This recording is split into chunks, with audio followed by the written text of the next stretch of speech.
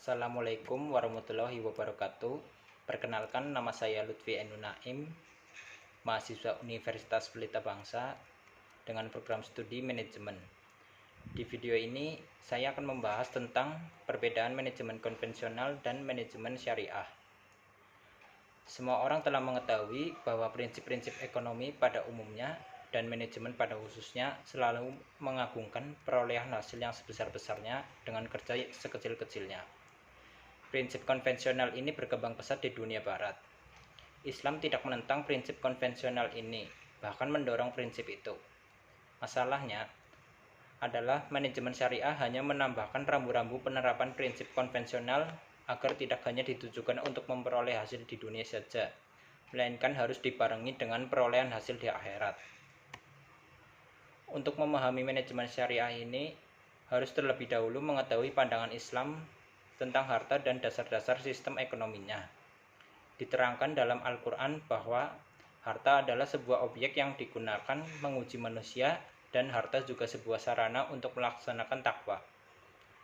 Selain itu, diperingatkan pula bahwa harta dapat membawa malapetaka manusia di akhirat nanti bila salah menyikapinya. Ada dua pandangan Islam dalam melihat harta. Yang pertama, sebagai suatu hak atau kepemilikan sesama manusia. Lalu yang kedua, hubungan manusia terhadap Tuhannya. Manusia tidak mempunyai hak sama sekali. Semua yang dilakukan dalam manajemen syariah dititik beratkan pada bidang ekonomi, tidak akan lepas dari kehati-hatian dalam menyikapi harta. Maka penerapan manajemen syariah secara utuh tidak akan membuat orang saling menindas dalam menjalankan roda perekonomiannya. Bahkan, semua orang akan merasa diuntungkan karenanya. Salah satu faktor utama jatuhnya perekonomian di Indonesia adalah dibangun oleh mereka yang kurang mempertimbangkan akhlak berekonomi. Selain mengikuti sistem ekonomi liberal atau konvensional, yang di dalamnya juga mengikuti manajemen liberal atau konvensional, mereka juga melakukan hal-hal yang bertentangan dengan kejujuran. Hasilnya dapat dilihat sekarang ini. Apa yang dilakukan para pelaku ekonomi kelas atas dampaknya dipikul oleh seluruh rakyat Indonesia. Dengan adanya sistem ekonomi syariah pada umumnya dan manajemen syariah pada khususnya, diharapkan para pelaku ekonomi dan manajer mempunyai rambu-rambu yang mungkin selama ini belum dikenalnya. Rambu-rambu itu dapat meratakan kemakmuran ke segala lapisan masyarakat. Sebagai contoh, manajemen syariah memberikan rambu-rambu pada sistem jual beli. Dikatakan dalam rambu-rambu itu bahwa orang kota dilarang mencegat dan memborong dagangan orang desa dengan maksud agar orang desa tidak bisa mengetahui harga pasar. Dikatakan juga bahwa Islam tidak boleh mematok harga sehingga pasar tidak bisa mengikuti hukum permintaan dan penyediaan. Untuk mendorong kegigihan berusaha, dalam manajemen syariah terdapat sebuah dorongan yang mengatakan bahwa di dalam kesulitan ada kemudahan. Contoh-contoh kecil tersebut menunjukkan adanya sistem yang gigih dan berpihak pada mereka yang sering dirugikan untuk menuju suatu sistem pasar bebas. Lalu, apa sih perbedaan manajemen konvensional dan manajemen syariah? Manajemen konvensional adalah suatu manajemen yang dimiliki para pekerja berasal dari warisan dari nenek moyang disebarkan melalui mulut ke mulut dan selalu diwariskan kepada generasi selanjutnya serta berkembang karena gagasan yang pernah ada. Dalam manajemen konvensional tidak pernah ditemukan suatu prinsip. Oleh karena itu, manajemen konvensional sering disebut manajemen yang tradisional. Manajemen tradisional adalah suatu masalah yang dipecahkan berdasarkan tindakan-tindakan yang diambil pada masa lalu. Dengan kata lain, didasarkan pada tradisi atau mengikuti tradisi yang sudah berjalan sebelumnya. Manajemen tradisional menggunakan functional base sesuai ajaran dari Adam Smith, yaitu division of labor, di mana cocok untuk lingkungan yang padat tenaga kerja. Lalu manajemen syariah. Manajemen syariah adalah suatu pengelolaan untuk memperoleh hasil optimal yang bermuara pada pencarian keridhaan Allah Subhanahu wa Ta'ala. Oleh sebab itu, maka segala sesuatu langkah yang diambil dalam menjalankan manajemen tersebut harus berdasarkan aturan-aturan Allah Subhanahu wa Ta'ala. Aturan-aturan itu tertuang dalam Al-Quran, hadis, dan beberapa contoh yang dilakukan oleh para sahabat.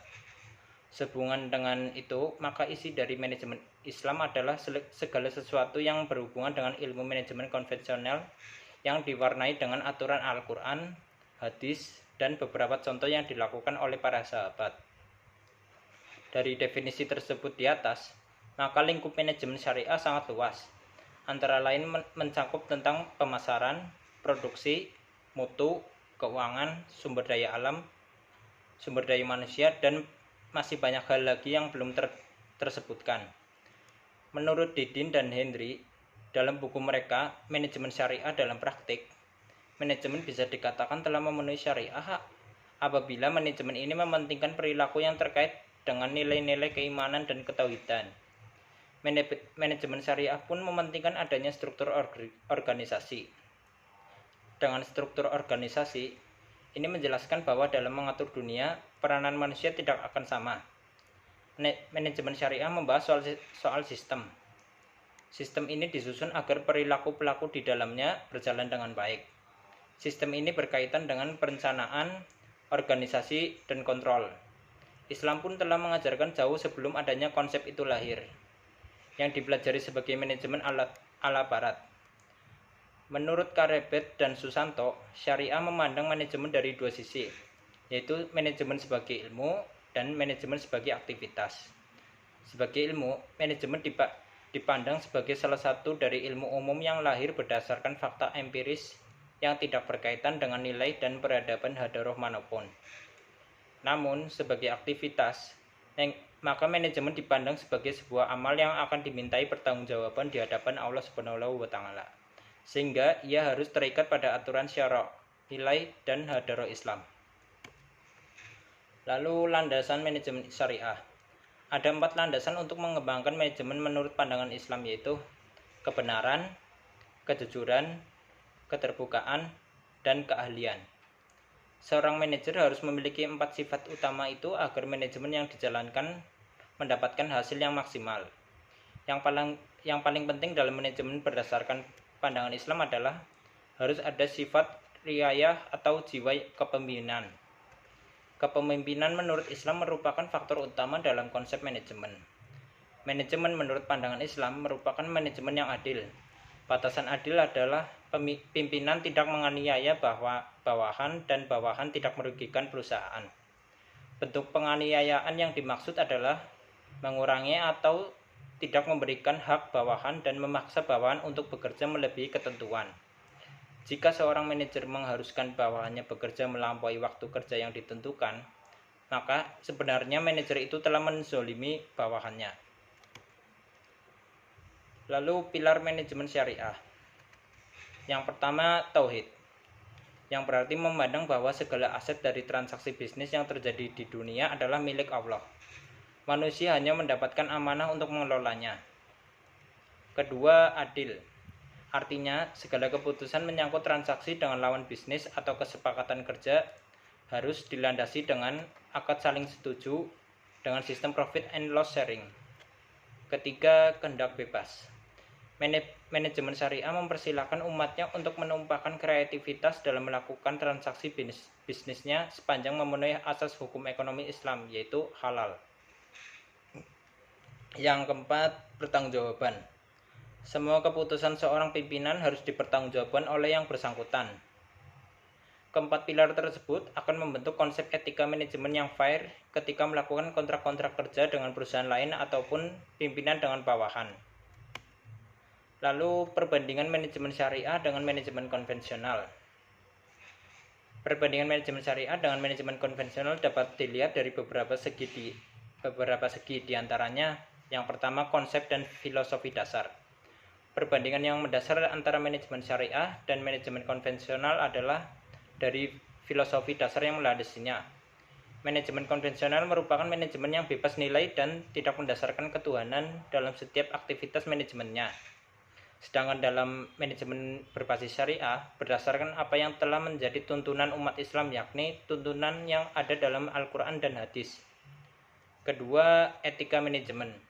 Seorang manajer syariah memegang teguh etika dalam melakukan manajemen kepada calon konsumennya.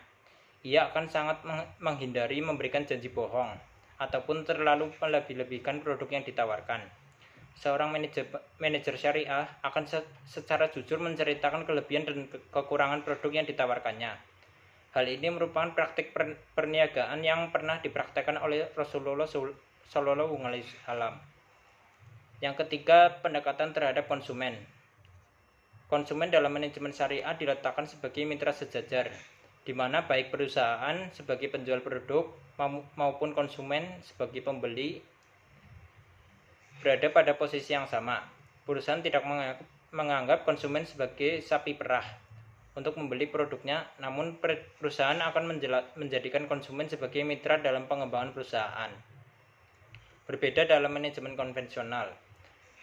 Konsumen diletakkan sebagai objek untuk mencapai target penjualan semata. Konsumen dapat dirugikan karena antara janji dan kenyataannya seringkali berbeda. Setelah perusahaan mendapatkan target penjualan, mereka tidak akan memperdulikan lagi konsumen yang telah membeli produknya dan tidak akan memikirkan kekecewaan atas janji produk yang diumbar kepada konsumen. Yang keempat, cara pandang terhadap pesaing. Dalam industri manajemen syariah, tidak menganggap pesaing sebagai pihak yang harus dikalahkan atau bahkan dimainkan. Tetapi konsepnya adalah agar setiap perusahaan mampu memacu dirinya untuk menjadi lebih baik tanpa harus menjatuhkan pesaingnya.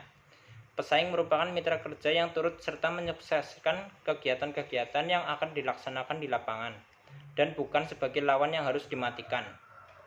Kelima, budaya kerja dalam manajemen syariah.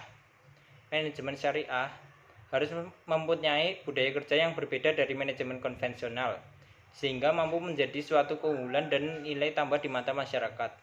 Budaya kita yang harus dikembangkan adalah sebagaimana budaya kerja yang diteladani Rasulullah SAW, yaitu sidik, amanah, tabligh, dan fatonah. Ciri lain manajemen syariah yang membedakannya dari manajemen ala barat adalah seorang pemimpin dalam manajemen syariah harus bersikap lemah lembut terhadap bawahan. Contoh kecil seorang manajer yang menerapkan kelembutan dalam hubungan kerja adalah selalu memberikan senyum ketika berpapasan dalam karyawan dan mengucapkan terima kasih ketika pekerjaannya sudah selesai. Bukankah memberikan senyum adalah salah satu bentuk ibadah dalam Islam? Lalu kesimpulan. Dalam kesimpulan ini, pengertian manajemen yang paling sederhana adalah seni memperoleh hasil melalui berbagai kegiatan yang dilakukan oleh orang lain. Secara ringkas, pengertian manajemen yaitu koordinasi semua sumber daya melalui proses perencanaan, pengorganisasian, penetapan tenaga kerja, pengarahan, dan pengawasan untuk mencapai tujuan yang telah ditetapkan terlebih dahulu. Dalam manajemen konvensional, tidak pernah ditemukan suatu prinsip. Oleh karena itu, manajemen konvensional sering disebut manajemen yang tradisional. Dalam konteks syariah, manajemen adalah kegiatan, proses, dan prosedur tertentu untuk mencapai tujuan akhir secara maksimal dengan bekerja sama sesuai jobnya masing-masing. Maka, kebersamaan dan tujuan akhirlah yang menjadi fokus utama. Perbedaan yang mendasar antara manajemen syariah dan manajemen konvensional adalah dari filosofi dasar yang melandasinya. Manajemen konvensional merupakan manajemen yang bebas nilai dan tidak mendasarkan ketuhanan dalam setiap aktivitas manajemennya. Sedangkan dalam manajemen berbasis syariah, berdasarkan apa yang telah menjadi tuntunan umat Islam, yakni tuntunan yang ada dalam Al-Quran dan Hadis. Sekian dari pembahasan saya. Wassalamualaikum warahmatullahi wabarakatuh.